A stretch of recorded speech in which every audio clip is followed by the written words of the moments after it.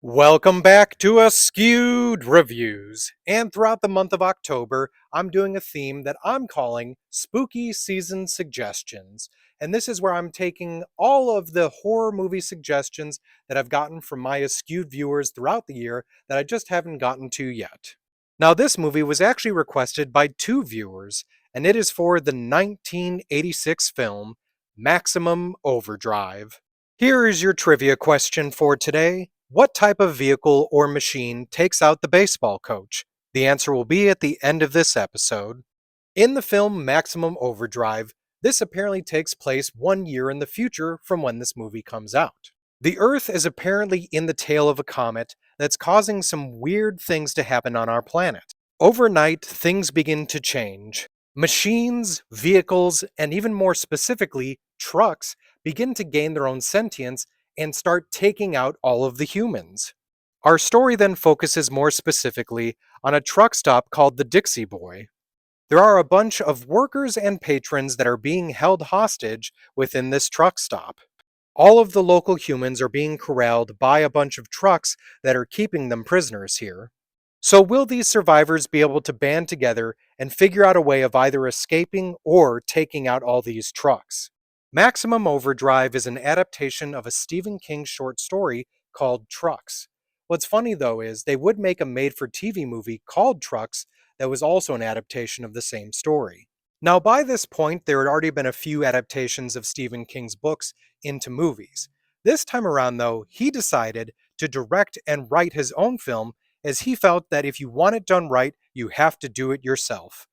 Unfortunately, King was coked out of his mind during production.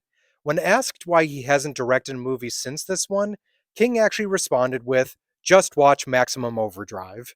Now, it hasn't been confirmed, but it is highly believed that director George A. Romero was a ghost director for a large portion of this film, as King was seeking treatment from his drug addiction during most of it, and Romero was constantly on the set. Stephen King, by the way, also gives himself a cameo in this film, as he appears right near the beginning as the guy at the ATM machine that the machine is calling an asshole.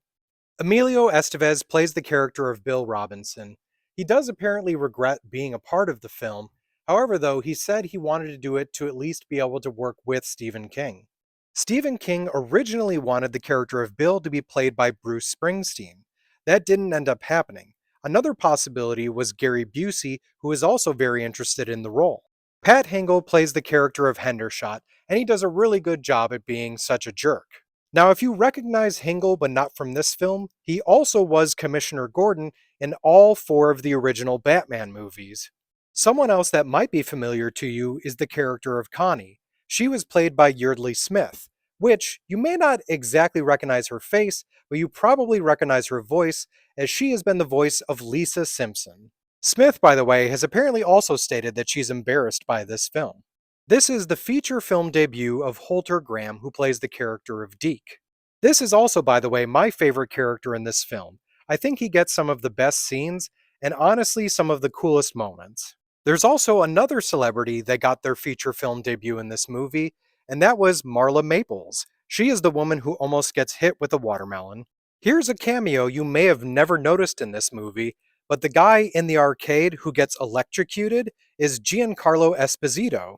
Stephen King specifically asked AC/DC to do the music for this film, and I think that was a great choice. He also asked them if they wanted to appear in the movie, but they turned that down. There is, however, a van with their logo that does appear in the movie. The Dixie Boy truck stop was completely fabricated. It was constructed 10 miles outside of Wilmington, North Carolina. It was actually so convincing that several trucks kept trying to stop there. Now, speaking of trucks, in case you were wondering, the Happy Toys truck is in fact using the likeness of the Green Goblin from Marvel Comics. Throughout production, the remote-controlled trucks kept breaking down, and almost every time one was fixed, another one would break down. Here's something I always found odd that never actually got explained, but along with the trucks, there are multiple other vehicles that also become sentient, but for some reason, automobiles don't. There's also an appearance in this film of a lawnmower that comes to life. Now, in actuality, it was radio controlled. Unfortunately, at one point they lost control of it and it struck a block of wood used as a camera support. it shot splinters out at director of photography Armando Nanuzzi. He lost his right eye and sued Stephen King for 18 million. In the film, there are two bridge operators playing Knock Rummy. This is not the only Stephen King adaptation to have that game in it.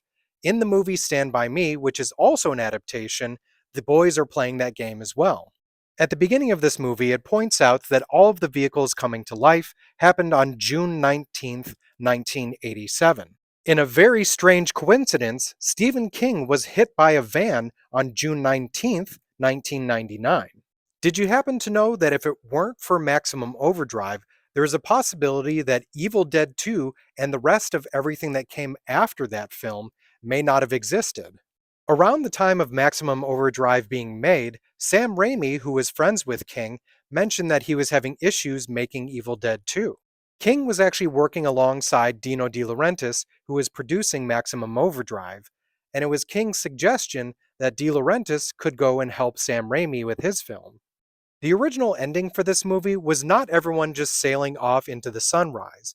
In fact, the survivors were going to deal with one last obstacle, which was a machine gun mounted Coast Guard boat. But I can definitely see where that would have been overkill. In 2020, Joe Hill, who is not only an author himself, but also Stephen King's son, talked about writing and directing a remake of Maximum Overdrive, but unfortunately nothing ever came from that. The movie was entirely filmed in North Carolina. The body count for this film is pretty hard to discern, mainly due to two things: all of the people that were on the bridge, and of course the kids' baseball team.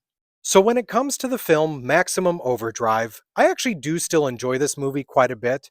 Now mind you, the acting is definitely not great, it doesn't have an amazing story to it, but it is highly entertaining to watch, it has a great soundtrack, and it's just fun. So I'm going to give this movie a 3 out of 5. And if you enjoyed Maximum Overdrive, other films I recommend checking out are Trucks, Christine, The Car, and Chopping Mall. And now it's time to answer the trivia question from the beginning of this episode. What type of vehicle or machine takes out the baseball coach? It just so happens to be a soda machine. It hits him once in the privates, a couple times in the chest, and then quite a few times bludgeoning him in the forehead. In case you were thinking steamroller, you're close though, because that ended up taking out one of the players. I hope you enjoyed this episode of Askewed Reviews. If there's a movie you'd like to see get a review, just mention it in the comments.